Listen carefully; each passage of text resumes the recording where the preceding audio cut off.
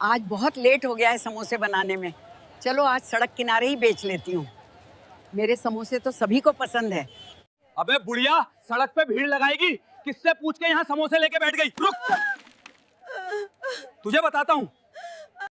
मेरी माँ के साथ हुआ ये बर्ताव मैं अब बर्दाश्त नहीं करूंगी। आज से शुरू होती है इसकी उल्टी गिनती। आगे क्या होगा मेरे साथ और मेरी बेटी क्या करती है पुलिस के साथ, आप आगे जानेंगे।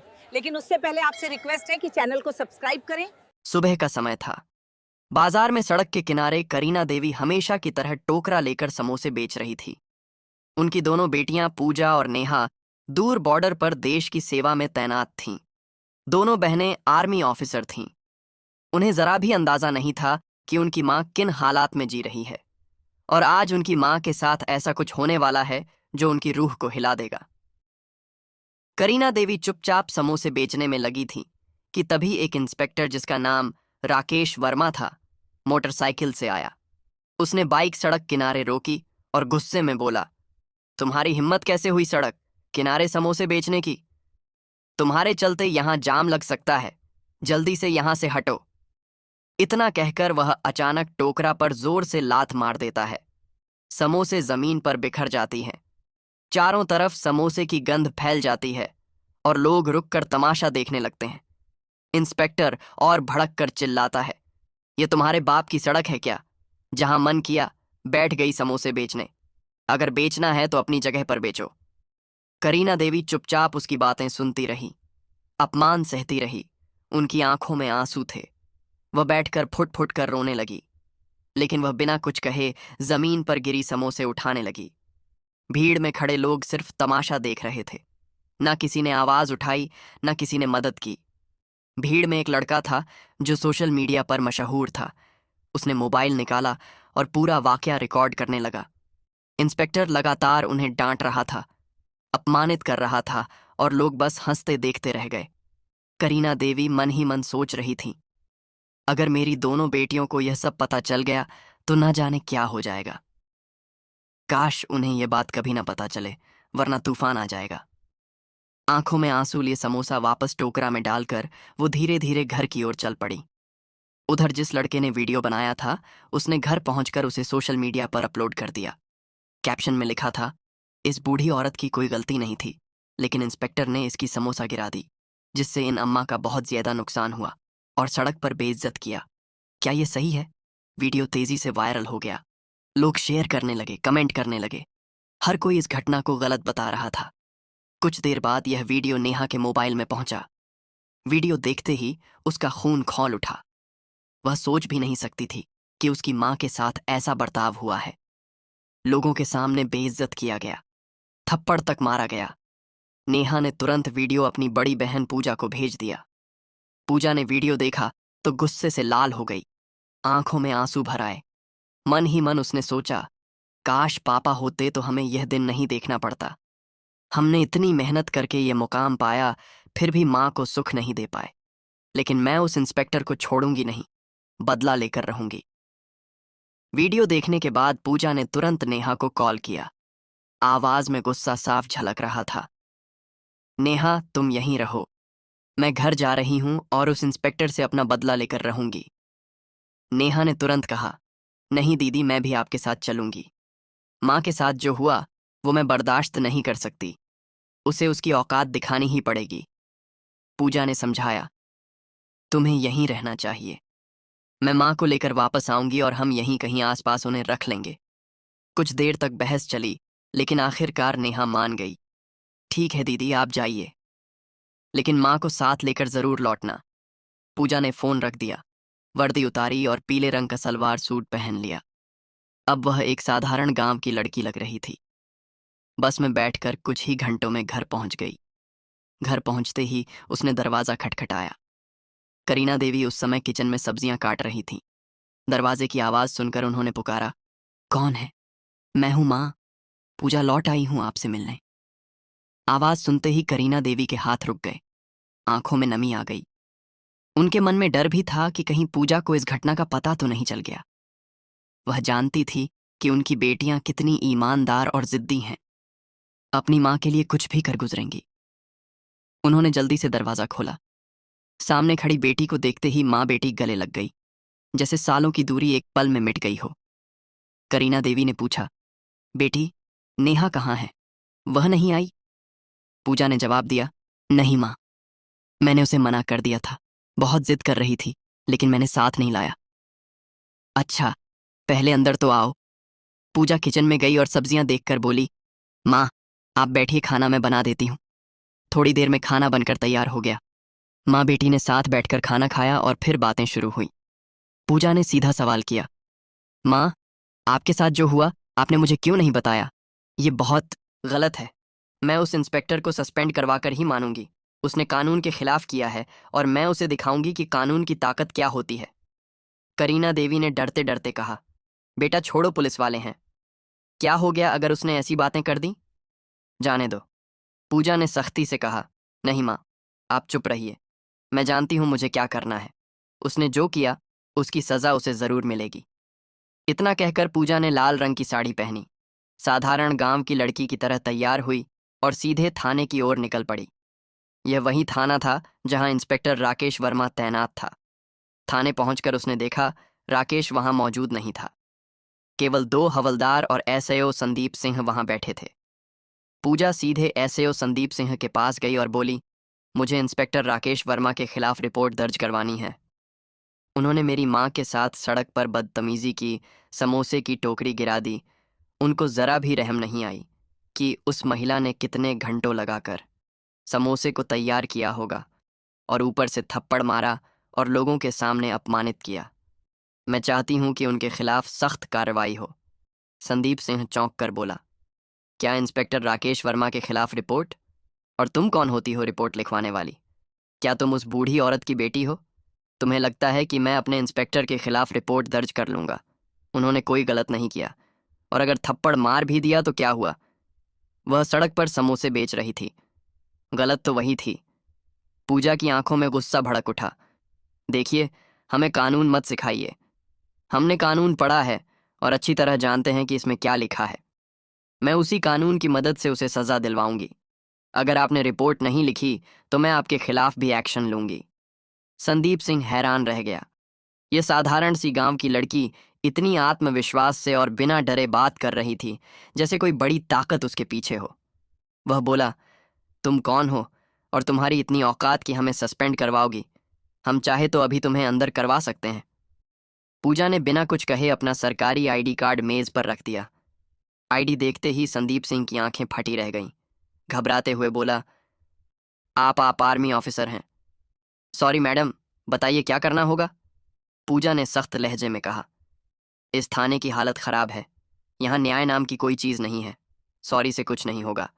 अब मैं डायरेक्ट आपके खिलाफ और आपके इंस्पेक्टर के खिलाफ कार्रवाई करवाऊंगी। इतना कहते ही थाने का दरवाज़ा खुला और इंस्पेक्टर राकेश वर्मा अंदर आया। लड़की को देखकर उसने हल्की मुस्कान के साथ पूछा, क्या बात है, क्या करने आई हो? वह सीधे पूजा के सामने खड़ा हो गया। पूजा के मन में गुस्से का तूफान था।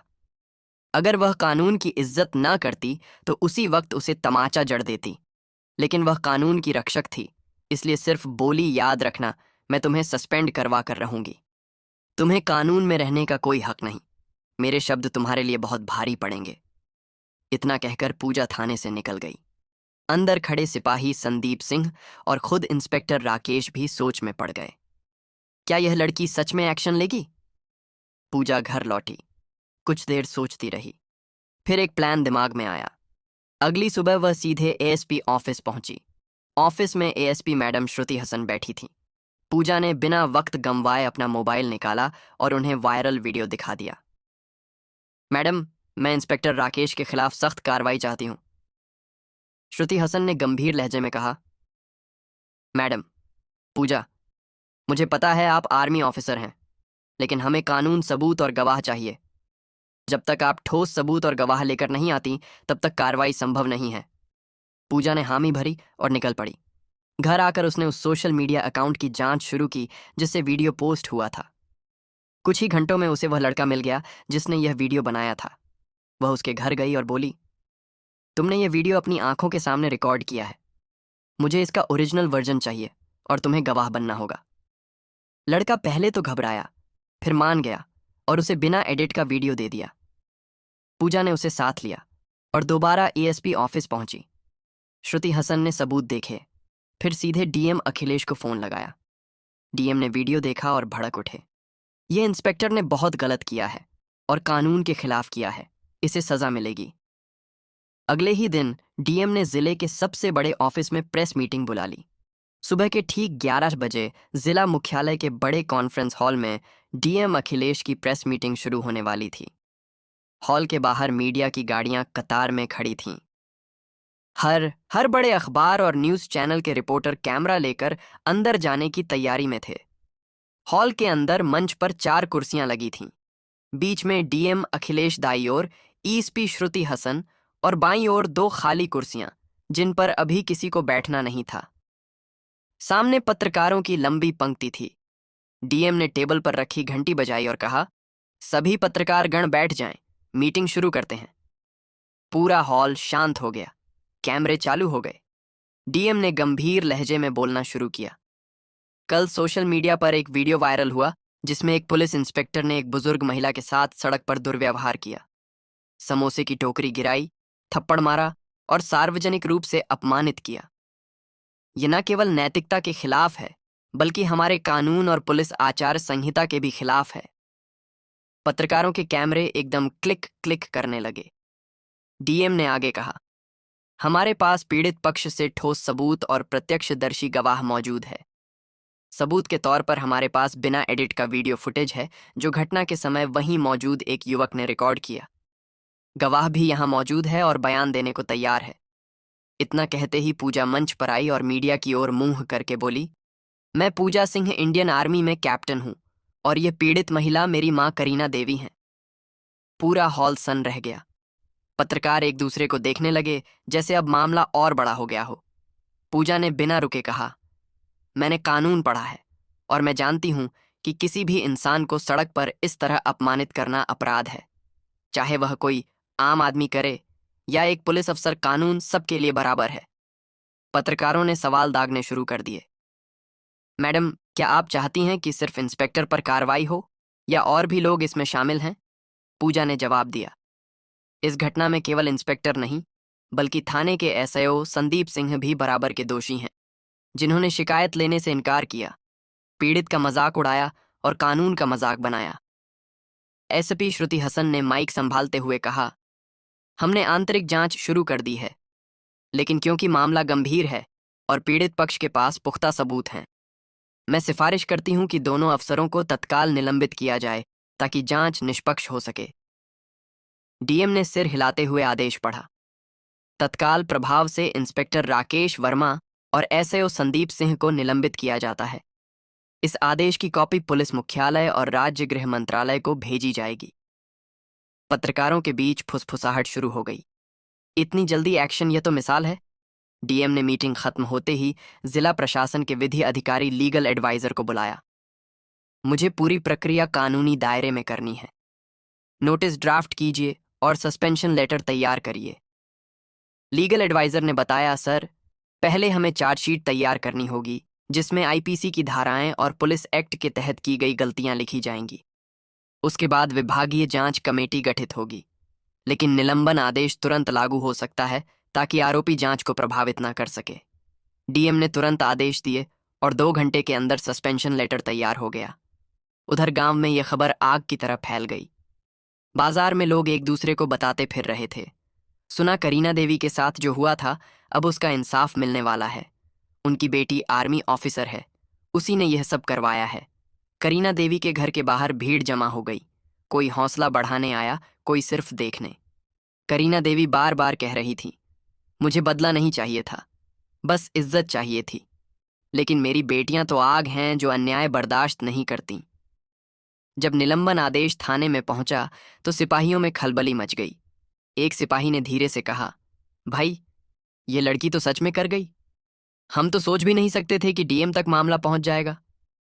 राकेश वर्मा और संदीप सिंह दोनों को आदेश सुनाया गया।